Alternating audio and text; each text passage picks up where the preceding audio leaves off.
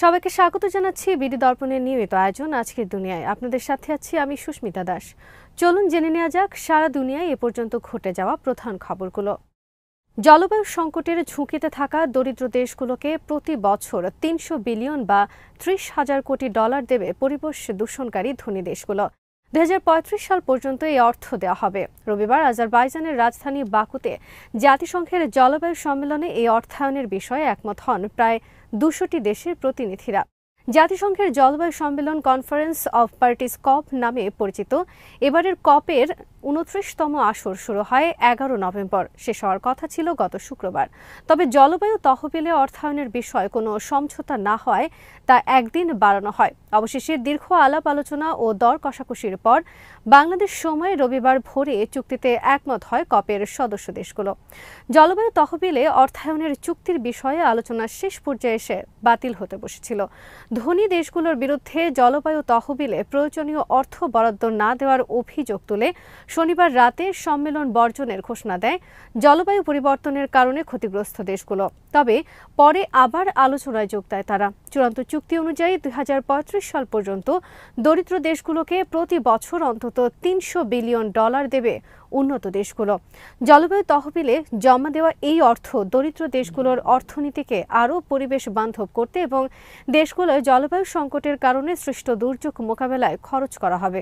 বর্তমানে এই তহবিলে প্রতি বছর ১০০ বিলিয়ন ডলার জমা দিচ্ছে ধনী দেশগুলো। ইসরায়েলের প্রধানমন্ত্রী বেঞ্জামিন নেতানিয়াহু ও সাবেক প্রতিরক্ষামন্ত্রী ইয়োভ গালান্তের বিরুদ্ধে আন্তর্জাতিক অপরাধ আদালত আইসিসির গ্রেফতারি পরোয়ানা জারিকে সাহসী পদক্ষেপ উল্লেখ করে এর প্রশংসা করেছেন তুরস্কের প্রেসিডেন্ট রিসেপ তাইয়েপ এরদোয়ান। শনিবার তুরস্কের প্রাচীন রাজধানী ইস্তাম্বুলে আয়োজিত এক অনুষ্ঠানে তিনি এই প্রশংসা করেন। এরদোয়ান বলেন, আমরা গ্রেফতারি পরোয়ানার পক্ষে। আন্তর্জাতিক ব্যবস্থায় মানবতার প্রতি আস্থা ফিরিয়ে আনতে আইসিসির সদস্য দেশগুলোর সাহসী এই সিদ্ধান্ত গ্রহণকে গুরুত্বপূর্ণ বলে মনে করছে। মানবতা বিরোধী অপরাধ ও যুদ্ধাপরাধের জন্য ইসরায়েলের প্রধানমন্ত্রী বেঞ্জামিন নেতানিয়াহু সহ দুই নেতা এবং হামাসের সামরিক কমান্ডার মোহাম্মদ দেইফের বিরুদ্ধে গত বৃহস্পতিবার গ্রেফতারি পরোয়ানা জারি করে আইসিসি। এরদোয়ান বলেন, পশ্চিমা দেশগুলো বছরের পর বছর ধরে বিশ্বকে আইন, ন্যায় বিচার ও মানবাধিকারের জ্ঞান দিয়েছে।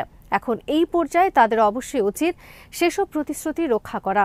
গাজা যুদ্ধ নিয়ে বিশ্ব সম্প্রদায়ের আচরণে অসন্তোষ প্রকাশ করে তিনি আরও বলেন, ফিলিস্তিনিদের রক্তের দাগ শুধু হত্যাকারীদের হাতেই নয়, হত্যাকাণ্ড দেখে যারা চুপ থাকছে তাদের হাতেও রয়েছে। মুসলিম বিশ্বকে ভেদাভেদ ভুলে এই ইস্যুতে ঐক্যবদ্ধ হওয়ার আহ্বান জানিয়ে তুরস্কের প্রেসিডেন্ট বলেন, মুসলিম বিশ্ব হিসেবে আমাদের মত পার্থক্যকে একপাশে সরিয়ে রেখে আমাদের একক সিদ্ধান্ত এবং ঐক্যবদ্ধ থাকা উচিত। আন্তর্জাতিক আইন অনুযায়ী জেরুজালেমে মর্যাদায় ধরে রাখার ব্যাপারে তুরস্কের অঙ্গীকারের কথা এ সময় উল্লেখ করেন তিনি। গত বছরের অক্টোবরে গাজায় হামলা চালানোর পর থেকে ইসরায়েলের কঠোর সমালোচনা করে আসছেন এরদোয়ান। চলতি মাসে তুরস্ক সহ বিশ্বের 52টি দেশ জাতিসংঘের কাছে চিঠি পাঠিয়ে ইসরায়েলের কাছে অস্ত্র বিক্রি ও সরবরাহ বন্ধের দাবি জানিয়েছে। হিজবুল্লাহর অব্যাহত হামলার কারণে সবচেয়ে বেশি বিপদে আছে ইসরায়েলের হাইফা ও কিরিয়াত এলাকার বাসিন্দারা। প্রতিনিয়ত আতঙ্কে দিন কাটানো এই নাগরিকরা বলছেন, মনে হচ্ছে আমরাই এখন যুদ্ধের ফ্রন্টলাইনে আছি। অন্যদিকে অব্যাহত হামলার মুখে পড়ে আরেক শহর নাহারিয়া পরিণত হয়েছে ভুতুরে নগরীতে। জরুরি প্রয়োজন ছাড়া বাসিন্দারা কেউ রাস্তায় বের হওয়ার সাহস করেন না। দিনে ৪ থেকে ৫ বার সাইরেন শুনে লুকাতে হয় ভূগর্ভস্থ শেল্টারে। ইসরায়েলি টিভি চ্যানেল কানের এক রিপোর্টে বলা হয়েছে, হিজবুল্লাহর অব্যাহত হামলার মুখে শহর দুটির বাসিন্দাদের জীবন এখন দুঃসহ হয়ে উঠেছে। চ্যানেলটির উত্তরাঞ্চলীয় প্রতিনিধি অর্লি কালাই এক রিপোর্টে বলেছেন, কিরিয়াত ও হাইফার ইহুদি বাসিন্দারা শনিবার সন্ধ্যায় ৪০ মিনিটের জন্য বম্ব শেল্টারে ঢুকে বসেছিলেন। লেবানন থেকে উড়ে আসা ড্রোনের ভয়ে তাদের সেখানে ঢুকতে হয়। এভাবে দিনে কয়েকবার তাদের ঠোকা আর বের হওয়ার মধ্যে থাকতে হয়। ওই অঞ্চলে একটি অবৈধ ইহুদি বসতির বাসিন্দা ইয়োয়াফ মিন্টস টিভি চ্যানেলটিকে বলেন, দিনে ৪ থেকে ৫ বার এভাবে ভূগর্ভস্থ শেল্টারে ঢুকতে হয় আমাদের। কতক্ষণ সেখানে থাকতে হবে তার কোনো নির্ধারিত সময় নেই। এভাবেই আতঙ্কে কাটে দিনের বেশিরভাগ সময়। আক্কা শহরের একজন বাসিন্দা বলেন, ১ বছর আগেও আমরা মনে করতাম আমাদের শহরটি রকেট হামলা থেকে নিরাপদ, কিন্তু এখন রকেট হামলা রুটিন হয়ে দাঁড়িয়েছে। যখনই সাইরেন বেজে ওঠে আমরা আতঙ্কিত হয়ে পড়ি। আরেক নাগরিক বলেন, যুদ্ধ পরিস্থিতির কারণে উত্তর ইসরায়েলের শহরগুলোর অর্থনীতির অবস্থা খারাপ হয়ে উঠেছে।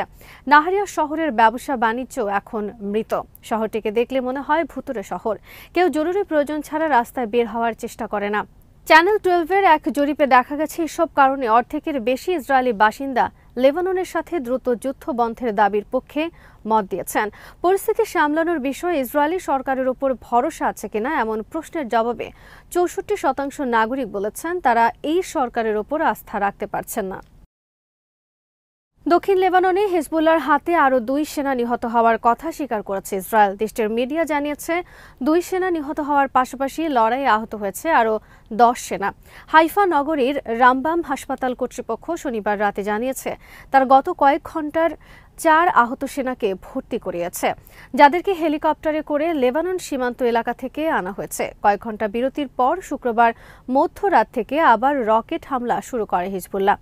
ইসরায়েলের বিভিন্ন শহর ও সামরিক স্থাপনায় তাদের হামলা চলতেই থাকে। এছাড়া দক্ষিণ লেবাননে প্রবেশ করা দখলদার সেনাদের উপরও হামলা করে গোষ্ঠীটির যোদ্ধারা। আল খিয়াম শহরের কাছে পৌঁছে যাওয়া সেনাদের উপর সবচেয়ে বেশি হামলা হয়েছে বলে জানিয়েছে আল মায়াতিন।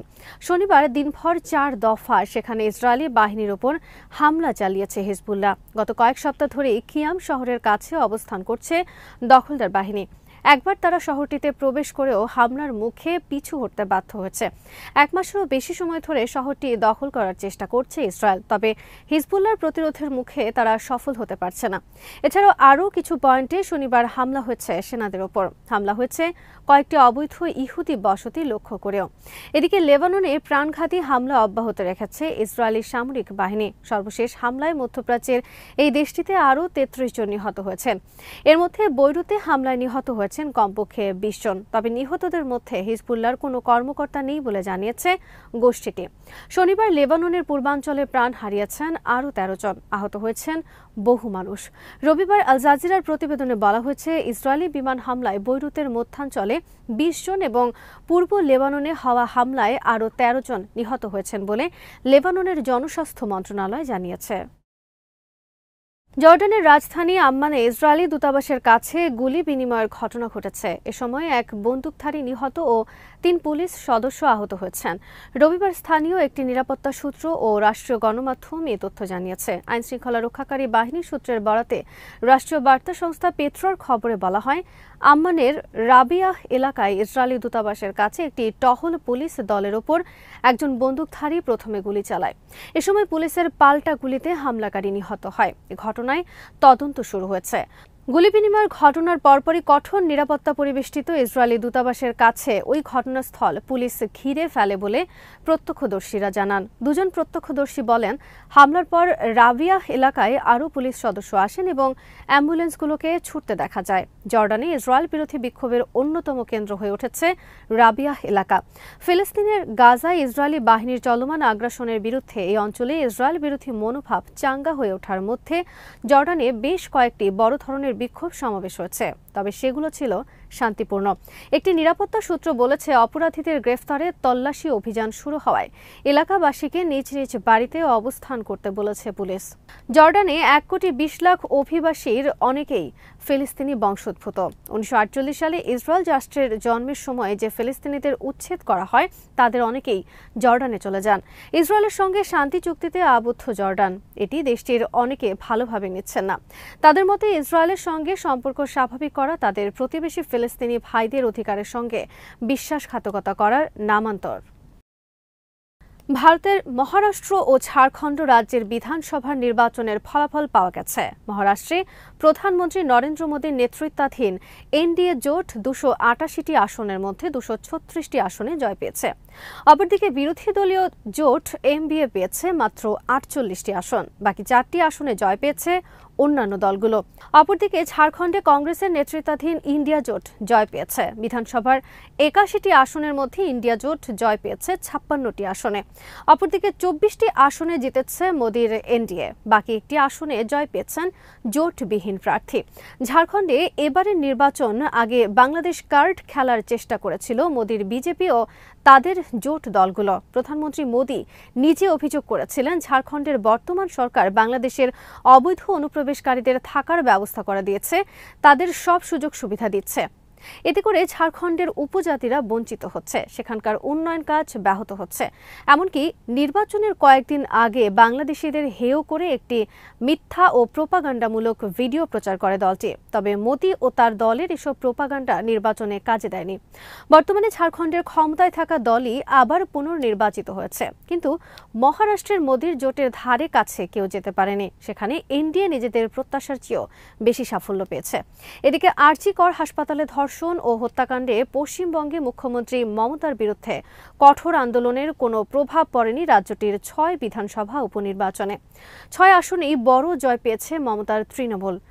মাদারিহাট আসনটি মমতার দল ধরে রাখতে পারবে কিনা তা নিয়ে বেশ কৌতূহল ছিল। ফল ঘোষণার পর দেখা গেল ইতিহাস গড়ে প্রথমবারের মতো আলিপুরদুয়ারের মাদারিহাট বিধানসভা আসনে তৃণমূলের জয় হয়েছে। ভারতীয় সংবাদ মাধ্যমগুলো বলছে, ভোটের ফলাফলে বাকি 5 আসনের মতো মাদারিহাটেও বিজেপির ছন্নছাড়া অবস্থান দেখা গেছে। পাশাপাশি আরও একবার ভোটের ফল প্রমাণ করে দিল পশ্চিমবঙ্গে বাম কংগ্রেস এখন প্রান্তিক শক্তি। গ্রাম বা শহর কোনো আসনেই তাদের অস্তিত্ব পাওয়া যায়নি। আজ এখানেই শেষ করছি। সবাই ভালো থাকুন, সুস্থ থাকুন আর দেখতে থাকুন বিডি দর্পণ। চ্যানেলটি ভালো লাগলে সাবস্ক্রাইব করুন। সংযুক্ত থাকুন আমাদের ফেসবুক পেজে।